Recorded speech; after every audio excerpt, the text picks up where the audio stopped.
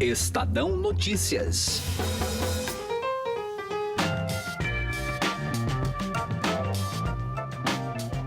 O Supremo Tribunal Federal voltou às atividades e terá que se debruçar neste segundo semestre sobre temas de grande impacto político. Aliás, já no primeiro dia de trabalho, os ministros impuseram uma derrota ao presidente Jair Bolsonaro em relação à demarcação de terras indígenas. Além disso, o ministro Luiz Fux também proibiu que as mensagens obtidas de celulares de autoridades sejam destruídas. O caminho até o final do ano para a mais alta corte do país tende a ser espinhoso.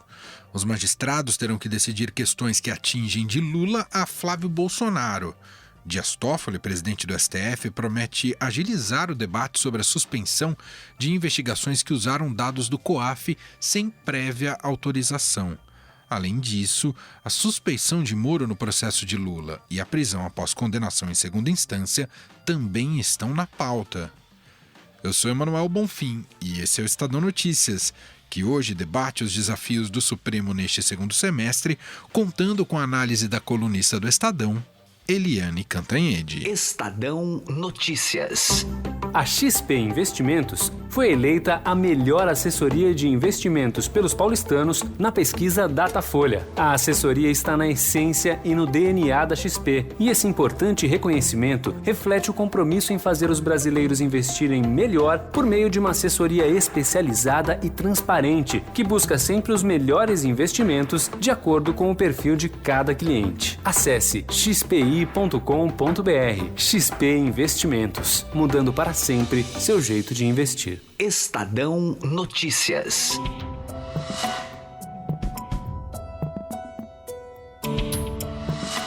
Na volta do recesso do Judiciário, o Supremo Tribunal Federal já impôs uma primeira derrota ao governo de Jair Bolsonaro. O presidente queria que a demarcação de terras indígenas ficasse sob responsabilidade do Ministério da Agricultura, contrariando o entendimento do Congresso Nacional, que mantinha a FUNAI como órgão competente para tal função. A mudança da transferência da demarcação é um pedido da Frente Parlamentar de Agropecuária, uma das maiores bancadas do Congresso.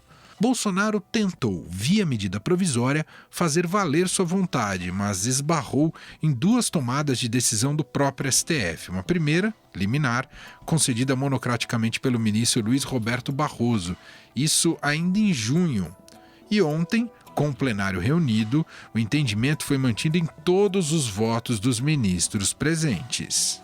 A rejeição da primeira medida provisória pelo Congresso Nacional e a suspensão cautelar que eu aqui estou propondo restitui o quadro normativo à situação pré-existente e, consequentemente, a FUNAI vinculada ao Ministério da Justiça é que cabe este papel de demarcação de terras indígenas.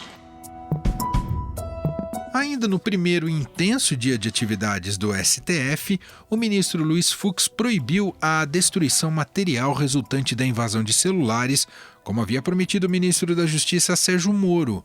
Esse é mais um exemplo de como o calendário do Supremo promete ser agitado neste segundo semestre, com implicações para atores dos mais diversos espectros políticos.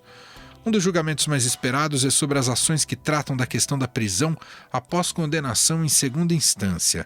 A matéria é aguardada pela defesa do ex-presidente Lula, que espera uma reversão desse entendimento, que ainda não tem data para acontecer.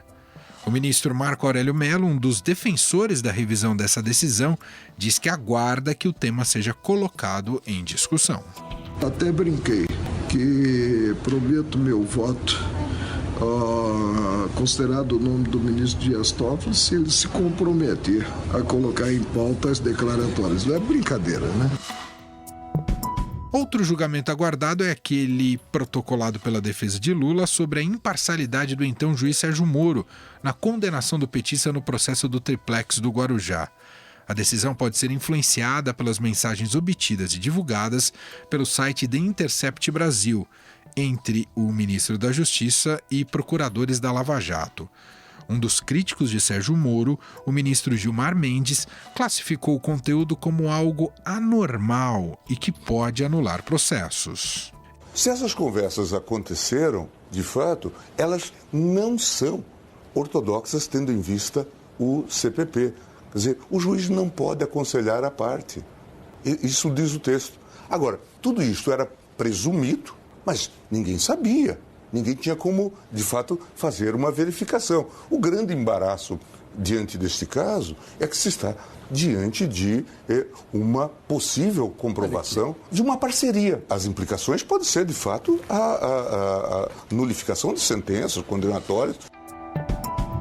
Em um dos temas sensíveis à família Bolsonaro, os ministros do STF vão discutir a decisão do presidente da Corte, Dias Toffoli, que suspendeu investigações e ações penais que tenham usado dados de órgãos de controle, como o COAF, sem autorização prévia da Justiça.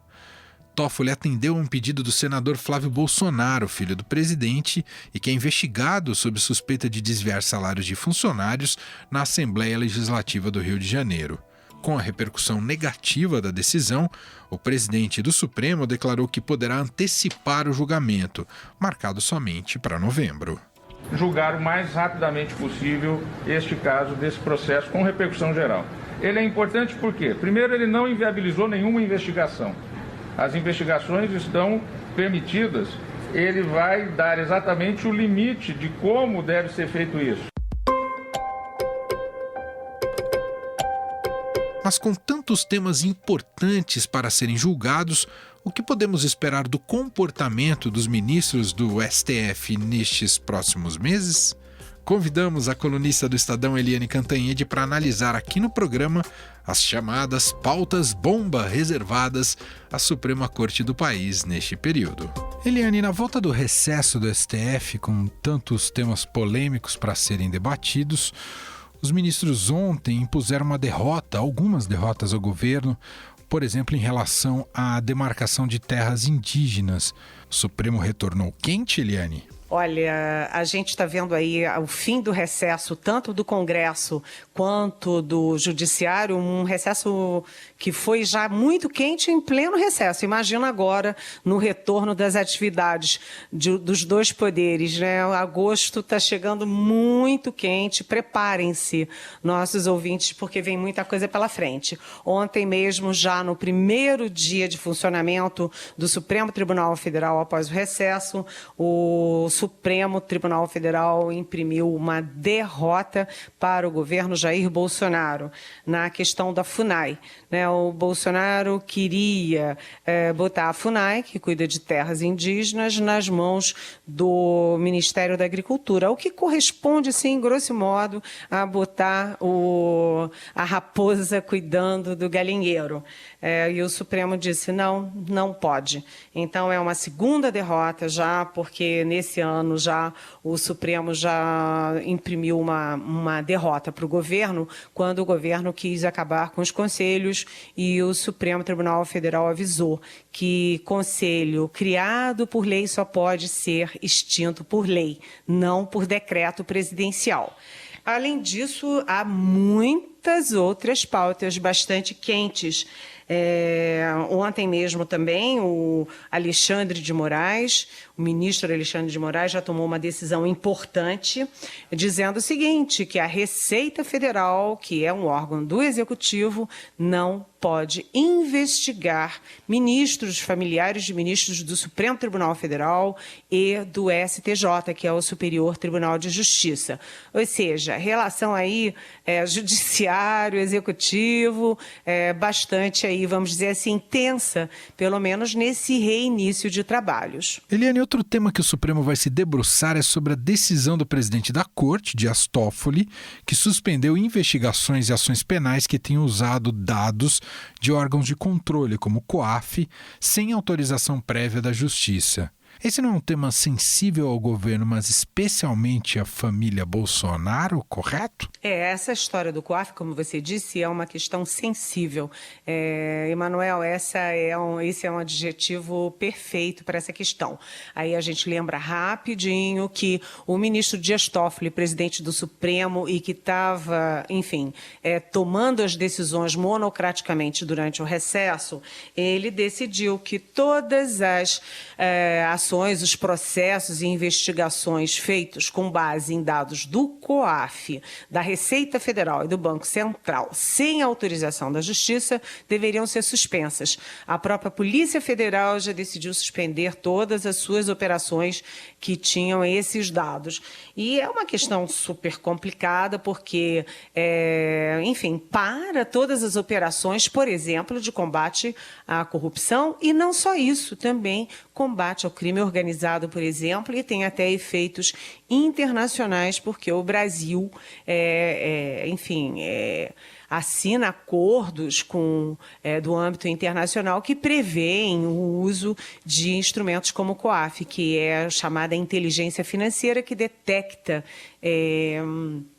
operações atípicas, né? O sujeito tem uma renda baixa e faz uma operação caríssima, altíssima, aí o COAF acende aquela luzinha amarela e eles avisa ao Ministério Público e à Polícia Federal, por exemplo, e agora isso só pode ser feito com autorização judicial. Como foi uma decisão monocrática, isso ainda vai para o plenário do Supremo agora. E aí você fala, né, Emanuel, que isso diz respeito à família Bolsonaro? Sim, porque foi o COAF, aliás, num furo de reportagem muito importante do nosso Estadão, que detectou que aquele motorista do gabinete do Flávio Bolsonaro, quando ele era deputado estadual no Rio de Janeiro, que aquele motorista, o Queiroz, que, aliás, anda muito desaparecido e nunca depois, que o Queiroz movimentava R$ 1.200.000 por ano. Então, o Bolsonaro parece que não gosta muito do COAF, não. Quem gosta do COAF é o Moro.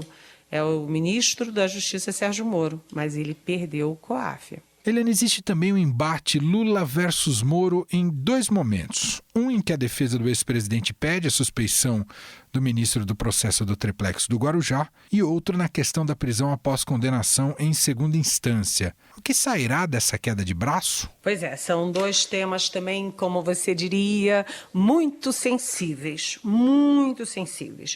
Primeiro, o juiz Sérgio Moro, agora ministro da Justiça, ele está há muito tempo com uma visibilidade negativa muito forte por causa dos diálogos dele quando juiz, com o procurador Deltan Dallagnol, que era também, enfim, um carro-chefe ali, o porta-voz da Operação Lava Jato. Então, se uniram contra o Moro todo mundo que é alvo, que já foi alvo da Lava Jato, todo mundo que pode ser alvo da Lava Jato e muita gente do meio jurídico, inclusive do Supremo, que simplesmente acha que a Lava Jato, enfim, extrapolou limites. Mas o fato é que isso é uma questão muito delicada, porque você já imaginou o Supremo Tribunal Federal decidir sobre a suspeição do Sérgio Moro como juiz do caso do Triplex do Lula e podendo, inclusive, anular aí condenações e processos, enfim, e investigações do ex-presidente Lula. Isso é uma questão que é jurídica, mas é profundamente política. Lembrando que o ministro Moro é um dos ícones do combate à corrupção no Brasil e que ele tem fortíssimo apoio popular. Portanto, eu não queria ser juiz, não queria ser ministro do Supremo nessa decisão, que é uma decisão muito, muito complexa e que tende a dividir o plenário do Supremo. A ver, né? A outra questão que envolve também fortemente o combate à corrupção e a própria Lava Jato é a condenação e a prisão após a condenação em segunda instância, ou seja, por um tribunal, como foi o caso do ex-presidente Lula. E a gente vê o seguinte: não tem data marcada ainda. Não tem data marcada ainda para esse julgamento, mas ele está quicando ali no campo, dá a sensação de que os ministros estão esperando o melhor momento para julgar em plenário. E isso depende muito do presidente Dias Toffoli, porque a pauta do Supremo depende do presidente do Supremo, a não ser que um dos 11 ministros, dos outros 10, coloque de ofício para o plenário, mas de qualquer jeito é uma decisão também muito, muito complexa, porque se você, se o Supremo anula a possibilidade de prisão após a condenação em segunda instância, que foi decidida pelo próprio Supremo em mais de um julgamento, isso significa que não apenas o ex-presidente Lula, mas centenas de outros condenados, e não só por corrupção, poderão sair da cadeia. Então, o Supremo vai ter um semestre muito pesado e a gente vai estar de olho nisso, viu?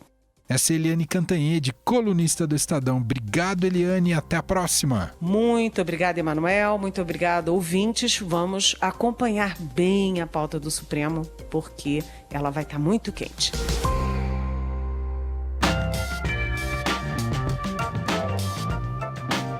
O Estadão Notícias desta sexta-feira vai ficando por aqui. Contou com a apresentação minha, Emanuel Bonfim, produção de Gustavo Lopes e montagem de Nelson Volter. Diretor de jornalismo do Grupo Estado é João Fábio Caminuto. Lembro mais uma vez a você que também pode acompanhar todas as publicações do Estadão Notícias, nosso podcast, também no YouTube, no canal do Estadão no YouTube. Está sempre lá, uma edição fresquinha diariamente para você ouvir. E pode mandar seu comentário e sugestão para a nossa equipe no e-mail podcast@estadão.com. Um abraço para você e até mais. Estadão Notícias.